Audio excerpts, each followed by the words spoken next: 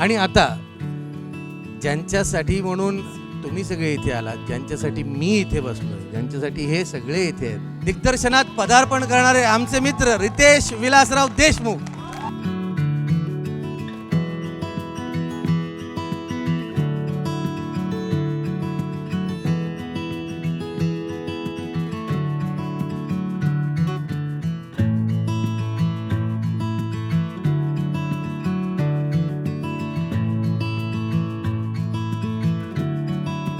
पहिला प्रश्न अर्थातच एक त्यांचा आवाज खूप मोठा आहे महाराष्ट्रात आणि देशातही, पण माईक लागेल आत्ता. पहिला प्रश्न अर्थातच रितेश भाऊ तुम्हाला आहे की वेडच का? आणि बरं आणखी एक म्हणजे स्वतःच्याच बायकोचं वेड लागलेला हा एकमेव माणूस आहे ना. म्हणजे रील्स करणार तिच्याच बरोबर, काम करणार तिच्या, पहिला सिनेमा, अरे पैसेही खर्च करायला लावणार तिलाच.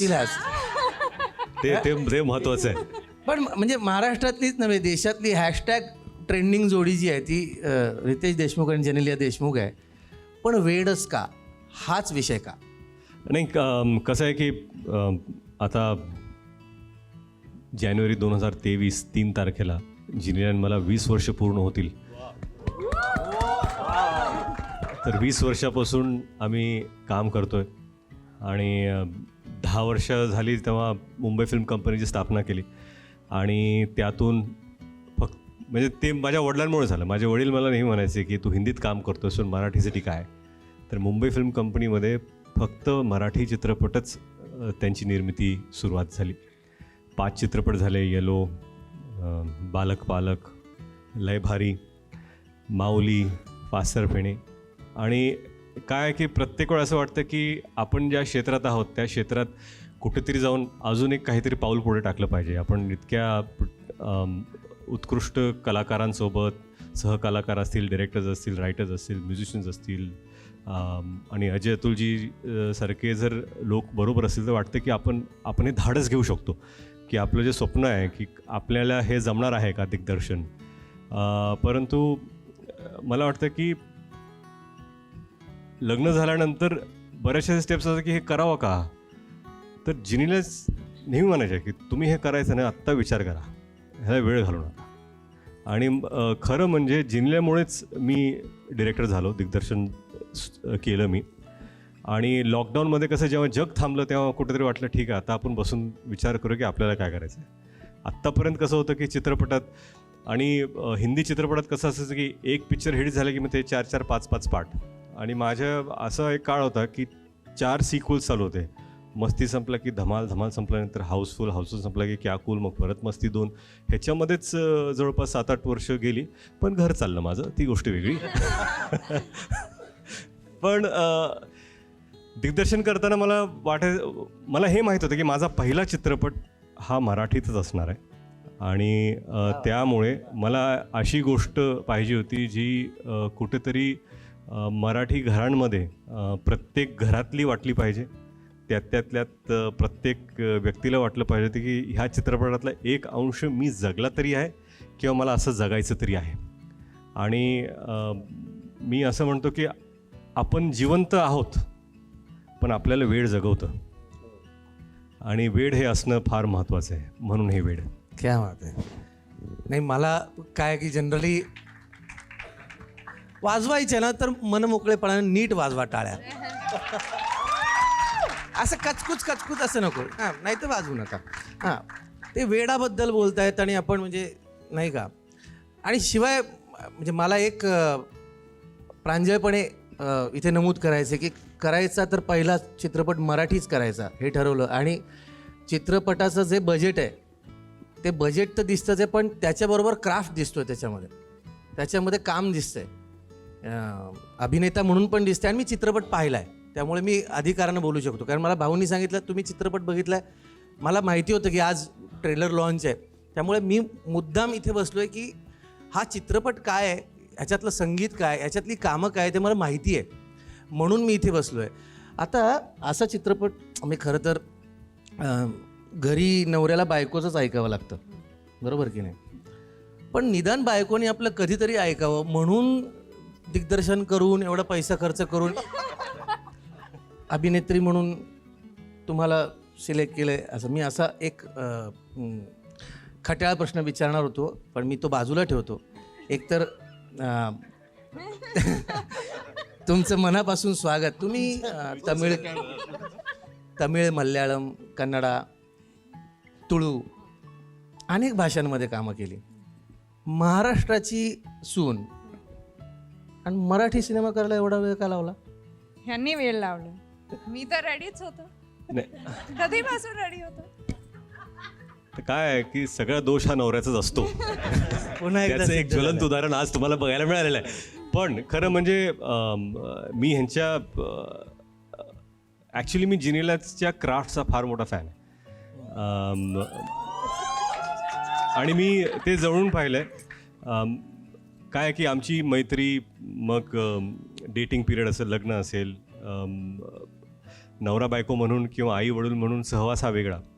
परंतु स्क्रीनवरती एखादा ॲक्टर जेव्हा येतो आणि ते ॲड करणं, ते एक्सप्रेशन देणं, की सीनच्या पलीकडे जाऊन काहीतरी करणं, हे ॲज अ को ॲक्टर जेव्हा असतं ना, आपण एक एक्सप्रेशन देतो. आणि हे तुझे मेरी कसममध्ये झालं, तेरे नाल लव हो गयामध्ये झालं. जेव्हा मी एक सीन केला, मला ठीक, आणि त्यांनी एक्सप्रेशन दिलं, म्हटलं बाईचं तर काय करू, खाऊन टाकली मला. म्हणजे हे असतंच आपल्याला. पण कसं आहे की एखाद्या सीनला वर घेऊन जाण्याचं काम, आणि म्हणून मी नेहमी म्हणायचो किंवा आता तुम्ही खरंच काम करा आणि प्लीज माझ्या चित्रपटात काम करा.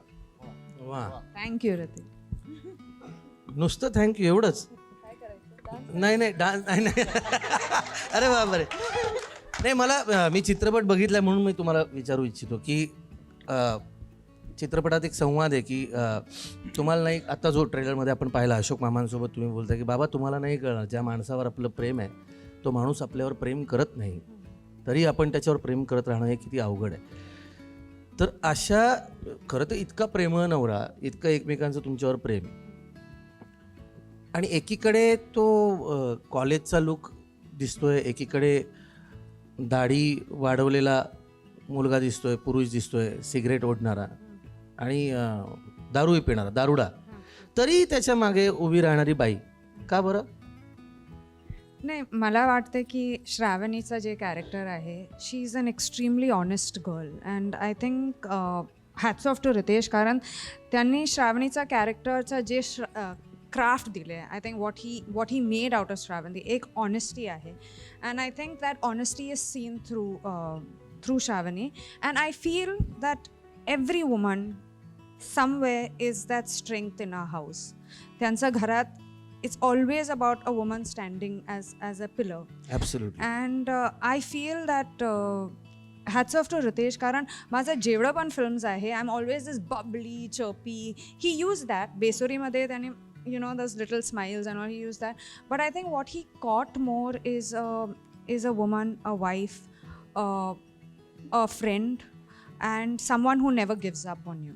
And I feel ki Ritesh, whatever he does, जेवढं पण काम करणार, I'd like to be that person, 2 steps behind or holding his hand or whatever, but I'd like to be that person in his life. काही झालं तरी मी सोबत राहणार. हां. बरोबर. पण मी एक सांगतो, म्हणजे मला ना, मी चित्रपट पाहिल्यानंतर मला एकच प्यालामधल्या सिंधू आणि सुधाकरची आठवण आली की तेव्हापासून ते नाटक किती वर्ष जुनं आहे, परंतु आपल्याकडे एक पद्धत आहे की काही झालं तरी तो जो नवरा आहे, ज्याच्यावर आपलं प्रेम आहे, त्याच्या पाठीशी खंबीरपणे उभं राहणं आणि काही झालं तरी त्याची साथ न सोडणं आणि शेवटी त्या व्यक्तीला बदलवून टाकणं पूर्णपणे.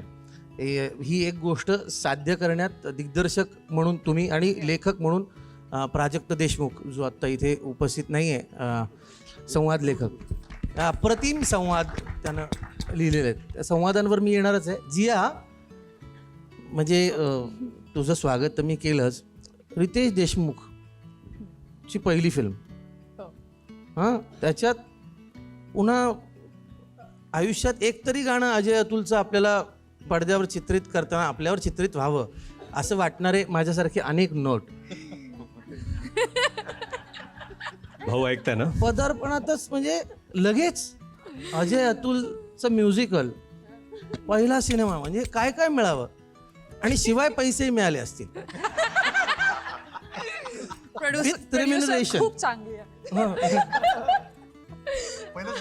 पहिल्याच पिक्चरला आम्हाला तर एक मला एका निर्मात्याने असं सांगितलं होतं, तू मी पैसे मागितले तेव्हा तुला कामही द्यायचं आणि पैसे द्यायचे.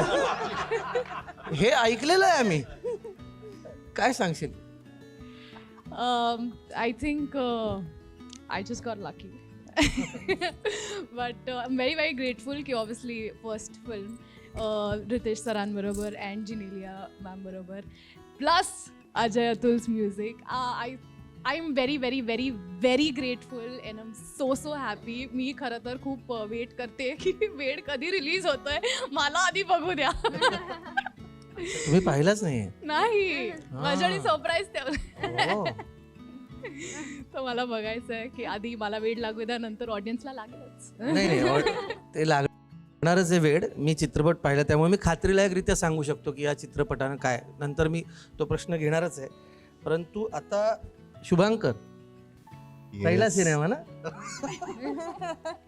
हा? म्हणजे मला तरी वाटते पहिला सिनेमा एवढ्या जेन्युइन आणि एवढ्या हंबल डिरेक्टर, प्रोड्युसर, ॲक्टर्स, को ॲक्टर्स, एव्हरीवन अख्ख्या टीम बरोबर मला तरी असं वाटलं नाही की मी कुठल्या क्रू बरोबर काम करतोय. एका फॅमिली बरोबरच मी शूट करतोय आणि एक आम्ही स्वतःसाठी आमच्या घरासाठी एक फिल्म बनवतोय. मला असं खूप वाटलं. सो तो पहिलाच एक्सपिरियन्स होता आय गेस माझ्यासाठी. मित्र म्हणून तर मी असं बसलो इथे. फॅमिलीचीच फिल्म आहे ना. पण दिग्दर्शक म्हणून तर रितेश भाऊंबरोबर तू काम केलं. मी कधी दिग्दर्शक म्हणून काम नाही केलं. अर्थात एक छोटासा सीन आम्ही केलाय याच्यामध्ये, मी आणि सिद्धू दोघेही आहोत. पण एक सत्याचा बॅकबोन, सत्याचा कणा म्हणजे आधार हे करत असताना काय तू आहेस तुझ्या वैयक्तिक आयुष्यात असं कोणी सत्य आहे तुझा? खरं तर ॲक्च्युली जेव्हा मला हे कॅरेक्टर आलं माझ्या आयुष्यात, माझ्या फॅमिली बरोबरच मी जर कोणाला मानत असेल तर मी माझ्या मित्रांना मानतो. कारण की माझ्यासाठी प्रायोरिटी वाईज फॅमिली, मित्र असे नाही आहे, ते एकत्रच येतात कारण की ते माझे फॅमिली झाले. आता जेव्हा ह्या प्रकारचा एक रोल आला, so what I really think is की तुम्ही कुठला रोल करताय, हे मित्राचा रोल करताय वगैरे हे इम्पॉर्टंट नसून मित्र तुमच्या आयुष्यात काय रोल पूर्ण करतोय, साकारतोय हे खूप गरजेचं आहे. आणि जॉन्टी म्हणून हा मुलगा आहे, तर मला वाटतं की तो मित्र म्हणून पण आहे, तो त्याच्यासाठी एक पालक म्हणून पण आहे, तो आमचं एक अनसेड होतं की तो त्याची गर्लफ्रेंडही आहे. पण एक सॅड आहे. तर ह्या सगळ्या भूमिका जो एक माणूस निभावतो तो एक ॲक्च्युली एक मित्र असतो. अजय आणि अतुल दोघंही काम करतात तेव्हा ते काम बोलतं आणि त्यांचं काम फक्त या मराठी भाषेतच नाही तर हिंदी सगळ्या भाषांमध्ये बोलतात. मग ते झिंगाट असो किंवा मल्हारमारी असो. पण रितेश देशमुखांबरोबर काहीतरी एक वेगळंच आहे, म्हणजे नाही का, लई भारी म्हणा, माऊली म्हणा, आता वेड, काय गाणी आहेत यार. आणि बरं आणखी एक महत्त्वाची गोष्ट, मी सगळी गाणी ऐकली त्या चित्रपटातली. मी प्रामाणिकपणे सांगतो, अजय अतुल यांचा हातखंडा काय तर फोक म्युझिक. आणि इथे फोक म्युझिक ते लिलया वापरू शकले असते पण कुठेही त्याला हातही लावलेला नाही. इतकं वेगळ्या पद्धतीचं म्युझिक. काय याच्याबद्दल अजय आणि अतुल तुम्ही दोघं सांगा. नमस्कार. वेड या चित्रपटाच्या संगीताबद्दल बोलायला ना खूप वेळ लागू शकतो. सो मी एकच गोष्ट सांगतो, काही म्हणजे फार नॉमिनल काही गोष्टी सांगू इच्छितो की इतके पॅशनेट आहे ना आमचा भाऊ. म्हणजे रितेश भाऊ सगळ्यांना भाऊच म्हणतो, त्यामुळे आमचे ते भाऊच आहेत. त्यामुळे आज नाही कित्येक वर्षापासून. सो ॲज यू सेड की फॅमिलीची फिल्म आहे. खरंच everybody thinks like this is a family film only. So आपण सगळ्यांनीच म्हणजे त्याकडे बघताना कायम अरे हे आपल्याला करायचं आणि हे आपल्याला असं करायचं आहे असं. म्हणजे आय विल टेल यू, जेव्हा ते फिल्मचं नरेशन देत होते ओके, आणि नरेशन ऐकल्यानंतर एव्हरी नरेशन नंतर माझ्या मनात एक गाणं यायचं, ते गाणं मी रेकॉर्ड करून ठेवायचो. ते गाणं मी स्वतःशीच खूप गुणगुणत बसायचो आणि मला वाटायचं नाही आपण एक अजून गाणं करूया, मग अजून एक गाणं करूया, मग अजून एक गाणं करूया. आणि मग ते जे 5वं किंवा 6वं गाणं असेल ते त्यांना ऐकवायचो. आणि त्यांना ऐकवताना हे सांगायचो की ह्याच एका सिच्युएशनसाठी ऑलरेडी 5 गाणी माझ्याकडे आहेत. हां, म्हणजे असं नाही की आपल्याला जर तुम्हाला अजून काही ऐकायची असेल तर आहेत माझ्याकडे गाणी. And he was every time नाही हेच चांगलं आहे. ही नेवर आज ती पहिली काय होती. ओके, मला हेही वाटायचं यार ती पहिली पण एकदा ऐकवतं त्यांना, असं वाटायचं की कदाचित त्यांना आवडतील. All this happen just because of family. Because इकडे कन्व्हिक्शन आमची कन्व्हिक्शन असताना सुद्धा I wanted him to choose, की एक प्रिव्हिलेज असतं ना चूज करण्याचं. I really wanted him to choose because not just family but he is directing first time. And that was very important for us, की त्यांना त्याचा अंदाज यायला पाहिजे की आपण हे करू शकतो, हे करू शकतो. एक दिसायला लागतं ना गाणं. कुठल्याही डिरेक्टरला एखादं गाणं ऐकल्यानंतर किंवा एखादा सीन त्याच्यासमोर आल्यानंतर दिसू लागतो. आणि ते गाणं ऐकल्यानंतर सुद्धा दिसलं तर तो गाणं शूट करू शकतो. And I wanted him to see the song how it will बी.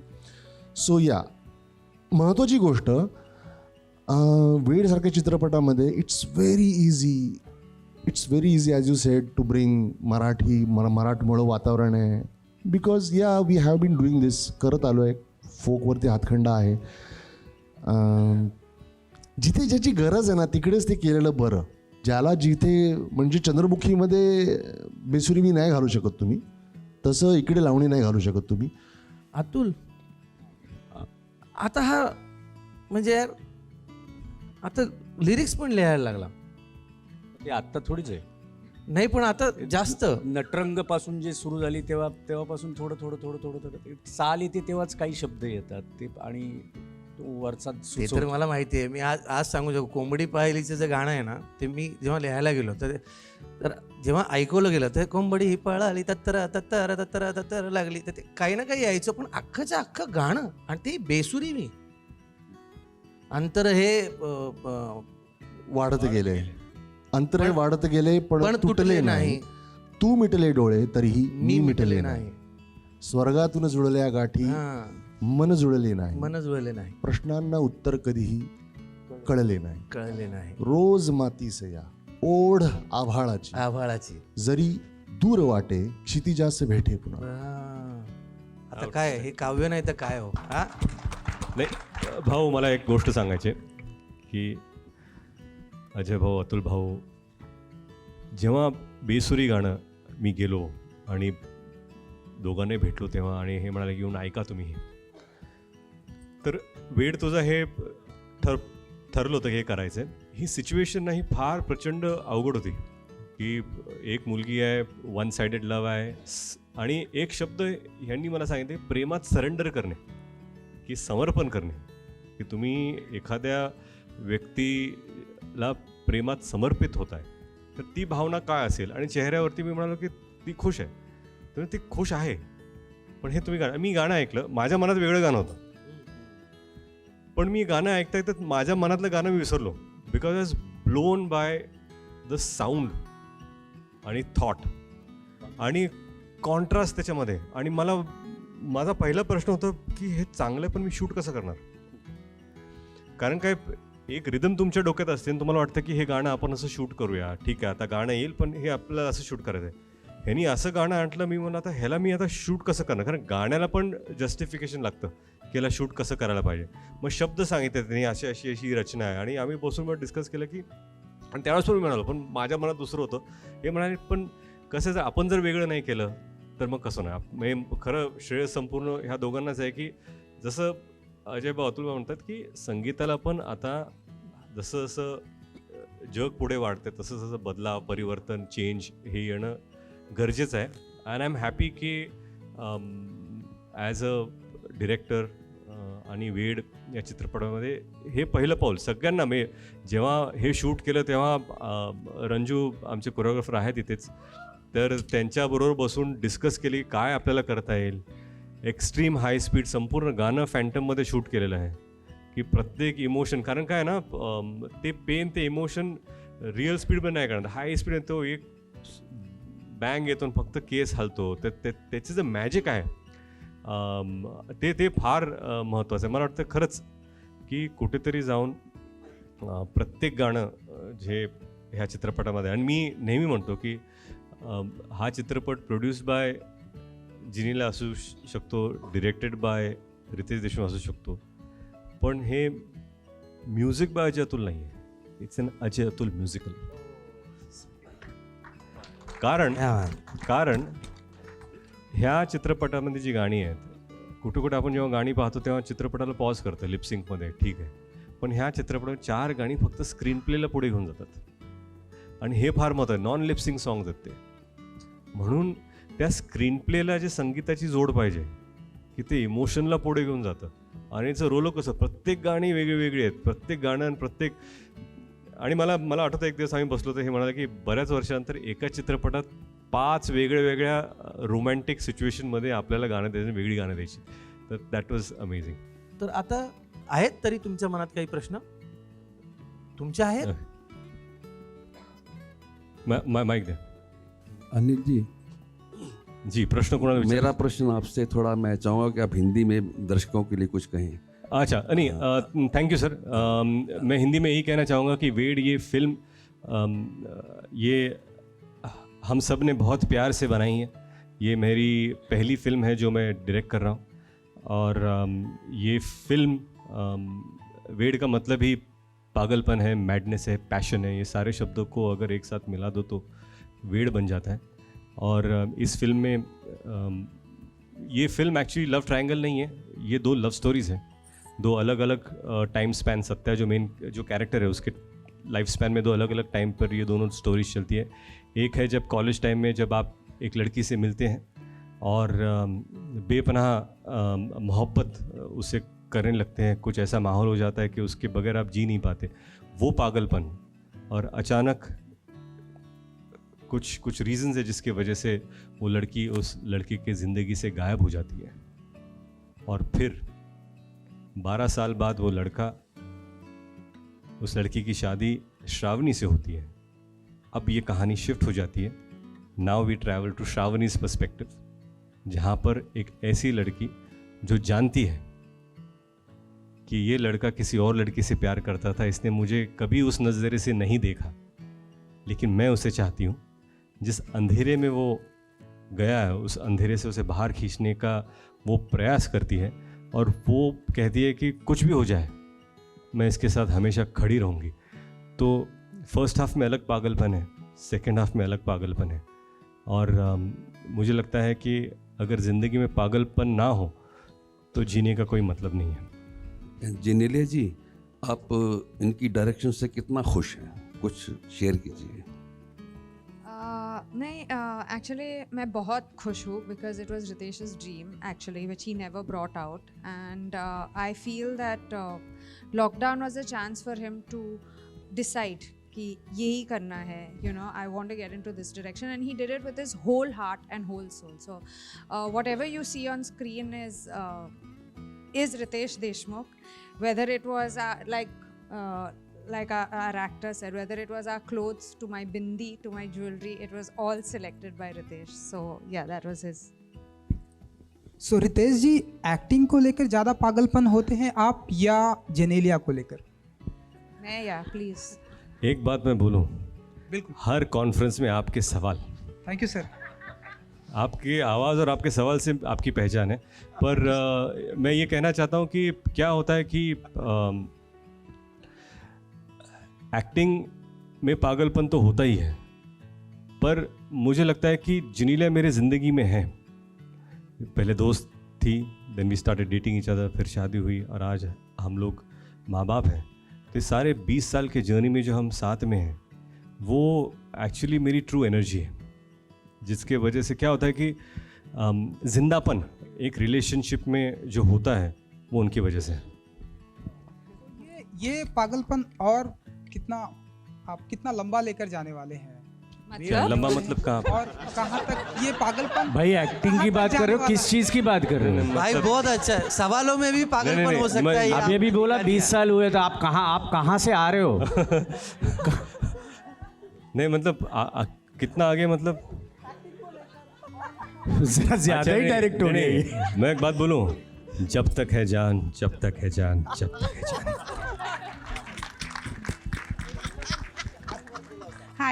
हाय जेनेलिया, आपसे मेरा सवाल है। पहले तो बहुत ही प्यारी लग रही हैं आप, मुझे Thank you कॉम्प्लीमेंट देना so much. ज़रूरी है।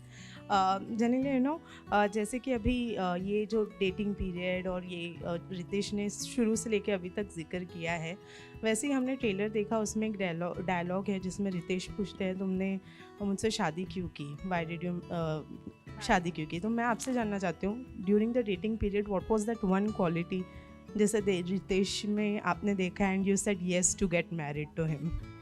एक ही quality, it wasn't one quality only, लेकिन एक जो प्रोग्रेशन था I feel between both of us, whether it was friends and nobody asked anyone out for marriage. मतलब ऐसे ही हुआ, पता नहीं चला कब हुआ, कैसे हुआ, but it was something that we both felt, I think very much, and when the time was right we got married. Ritesh sir, आप कुछ ऐड करना चाहेंगे? हाँ, ओके। जैसे जिन्हें ने कहा कि ऐसा कोई एक वक्त नहीं था, ऐसा कोई एक सेंटेंस नहीं था जिसकी वजह से लगा कि this is where we want to be. मुझे लगता है कुछ लाइफ में कुछ लव स्टोरीज होती है जिनका प्रोग्रेशन धीरे धीरे दोस्ती से प्यार में बन जाता है, और this is where we are and we are happy together. पर जो हम रियल लाइफ में हैं वो इस फिल्म में नहीं है। तो इस फिल्म में जो ये कहानी सत्य और श्रावणी की है, ये बिल्कुल जो हम रियल लाइफ में उससे एब्सोल्युटली ऑपोजिट है। So that is what makes it interesting. अगर शायद ये कहानी वैसी ही होती जैसे हम रियल लाइफ में हैं, तो शायद हम एक दूसरे के ऑपोजिट ना होते। एज अ डायरेक्टर अगर मुझे आप पूछे कि मैंने जिनेलिया को इस रोल में क्यों कास्ट किया, एक तो मैंने जैसे पहले कहा था कि मैं उनके क्राफ्ट का बहुत बड़ा फ़ैन हूँ, लेकिन जब मुझे पता चला कि इस कहानी में श्रावणी जिनेलिया जैसी है पर सत्य रितेश जैसा नहीं है, इनकी रिलेशनशिप बिल्कुल अलग है, और इसीलिए मुझे लगा कि ये डायनामिक्स हम दोनों में देखने के लिए बहुत मज़ा आएगा, एटलीस्ट मुझे लगा। But did you had a thought कि जिया ने जो कैरेक्टर निभाया है फिल्म जी। के अंदर, वो कैरेक्टर आप जेनेलिया को रख कर देख सकते थे? मतलब एज इन थॉट आया होगा अगर आप? थॉट तो ऐसे भी है कि मैं ही जिया का कैरेक्टर कर लूँ, लेकिन वो नहीं किया। फिल्म के लिए अच्छा यही था कि वही रोल जिया कर ले। Ritesh, Genelia, hi. Hi, Akriti here. Hi. I want to know, we see in the trailer and glimpse of the film, it's about falling in love at first sight. I want to see, do you both personally believe in that concept? Also, what's the most romantic thing you have done for each other? Okay, I'll quickly tell you. Love is a unique concept. You can fall in love at first glance, in your second meet, or you can fall in love after knowing each other for 20 years. The most important aspect of it is to fall in love. That is the most beautiful thing that life offers you, that you can offer back to life. That is one thing. And there are many things that Genelia has done for me. But I'll just tell you, एक चीज़ मैं बताना चाहूँगा, और शायद लोगों को पता ना हो, टेलीग्राम सर्विस बंद हो रही थी, ओके, और गवर्नमेंट ने अनाउंस किया था कि अभी ये टेलीग्राफ और टेलीग्राम सर्विस बंद हो रही है, और मैंने कभी ज़िंदगी में किसी को टेलीग्राम भेजा नहीं था। तो मैंने जो लास्ट टेलीग्राम डे था जहाँ पर सर्विस बंद हो रही थी, मैंने 3 टेलीग्राम भेजे। मुझे लगा अगर एक नहीं मिला तो दूसरा मिल जाएगा, और एक दिन अचानक जिनेलिया को 3 टेलीग्राम आए which said that I love you very very much. और मुझे लगता है कि एटलीस्ट एक in life you need to express love to people that you love, और हे बहुत ज़रूरी आहे आणि खरंच फार महत्त्वाचं आहे. ज्यांना तुम्ही प्रेम करता त्यांना हे सांगणं की अनसेट लव असतं, पण एकदा सांगितलं तर अजून बरं वाटतं त्यांना पण आणि तुम्हाला पण. नमस्कार, माझा प्रश्न अजय अतुल साठी आहे. सर्वात प्रथम खूप खूप अभिनंदन तुमच्या वेळसाठी, आणि it's a wonderful privilege to ask you such a questions. तर अजय दादा आणि अतुल दादा, आता असा काळ आला आहे की म्हणजे प्रत्येक चित्रपटामध्ये काही ना कोणती गाणी रिमिक्स आपल्याला सापडतात. तर तुमची पण बरीच गाणी अशी रिमिक्स होऊन आलेली आहेत. ती हिंदीमधलं चिकनी चमेली असू द्या किंवा महेश बाबूचं ते तेलुगू गाणं असू द्या. तर असं तुम्हाला काय वाटतं की म्हणजे तुमचे बरेच असे अल्बम आहेत जे मास्टरपीस आहेत, तर ते कोणत्या अल्बमची रिमिक्स झाली नाही पाहिजे अशी कोणती गाणी तुम्हाला आढळून येतात किंवा तुम्हाला वाटतात की याचं रिमिक्स व्हर्जन नाही बनलं पाहिजे? मी खरं सांगू का, मला सिन्सिअरली वाईट वाटलं होतं जेव्हा माऊलीचं DJ व्हर्जन झालं होतं आणि त्याच्यावर अख्खं गाणं लिहिलं मी. You know, I really didn't like that. बाकी करा, ज्या गाण्यांची रिमिक्स होतात त्याच्याबद्दल आमचं म्हणणं नाही आहे, दॅट इज ओके. रिमिक्स हा एक वेगळा पार्ट आहे, लोकांना डान्स फ्लोअरवरती ऐकायला वेगळी गाणी आवडतात, दॅट इज ओके. आमचं त्याच्याबद्दलचा ते 2 मार्ग आहेत. अरे काय आहे, कुठलाही मार्ग चुकीचा नाही आहे. एकाला ह्या रस्त्याने जावं असं वाटतं, एकाला ह्या रस्त्याने जावं असं वाटतं. आम्ही हा ओरिजिनलचा मार्ग पकडला आहे. आम्हाला वाटतं की आम्ही ओरिजिनलच करावं, कारण आजकाल तर असं झालं की पूर्वी असं होतं की एक 20 वर्षापूर्वीचं गाणं आहे जे आता रिमेक होतं आहे, रिमिक्स होतं आहे. काही वेळेला एक 15 वर्षापूर्वीचं गाणं आहे. आता असं झालं की 3-4 वर्षाची गाणीसुद्धा बिचारी रिमिक्स होत आहेत. सो बिचारी गाणी आत्ताच ऐकलं होतं रे हे, अच्छा रिमिक्स झालं का, अच्छा लगेच त्याचं रिमिक्स येतं. So what we started feeling it की ह्या in this scenario someone has to do original. So we choose in the original way since many years. आम्हीच आमची करतो काही वेळेला हिंदीमध्ये, काही वेळेला लोक मागतात, कारण त्याची पण एक वेगळं इंटरव्ह्यू घे त्याच्याबद्दल, मग आपण बोलू. नाही, पण असा कोणता एक अल्बम आहे तुमचा की म्हणजे ज्याचं रिमेक्स झालंच नाही पाहिजे? विश्वविनायक. अजून एक प्रश्न आहे आज रितेश दादासाठी. रितेश दादा, खूप खूप अभिनंदन फर्स्ट डायरेक्टर मूवीसाठी. Thank you sir. तर सिनेमा व्यतिरिक्त अशी कोणती एक गोष्ट आहे ज्याचं तुला वेड असतं? One and only nice, Genelia. Thank you. जाता जाता एक शेवटाकडेच आहोत आपण, शेवटच आहे. तर मला असं वाटतं मनापासून ज्या एका भावनेनं मी इथे आलो, ज्या भावनेनं मला असं वाटतं की मराठी सिनेमा मग तो कोणाचाही असो तो चालला पाहिजे. मला ज्याप्रमाणे दुनियादारी सिनेमा चालला आणि एक दरवाजा उघडला आणि त्यानंतर मग एकानंतर एक सिनेमे चालत राहिले आणि मराठी सिनेमा मोठा होत गेला, तो 100 कोटींपर्यंत जाऊन पोचला. आणि त्या 100 कोटींपर्यंत जाऊन पोचणाऱ्या त्या सिनेमामध्ये सुद्धा अजय अतुलचं म्युझिक होतं, इथे सुद्धा अजय अतुलचं म्युझिक आहे. आणि हा सिनेमा म्हणजे मराठी सिनेमा मोठा व्हावा ही प्रामाणिक इच्छा ज्या ज्या लोकांची आहे, ज्या ज्या दिग्दर्शकांची आहे, ज्या ज्या मेकर्सची आहे, त्यापैकी मला असं वाटतं की ही व्यक्ती आहे. आणि भाऊंना जे वाटतं ते त्यांनी या सिनेमाच्याद्वारे केलेलं आहे. मी सिनेमा पाहिला आहे, मी खात्रीलायकरित्या तुम्हाला सांगू शकतो की हा सिनेमा हा संस्मरणीय सिनेमा झालेला आहे आणि तो राहणार लोकांच्या मनात.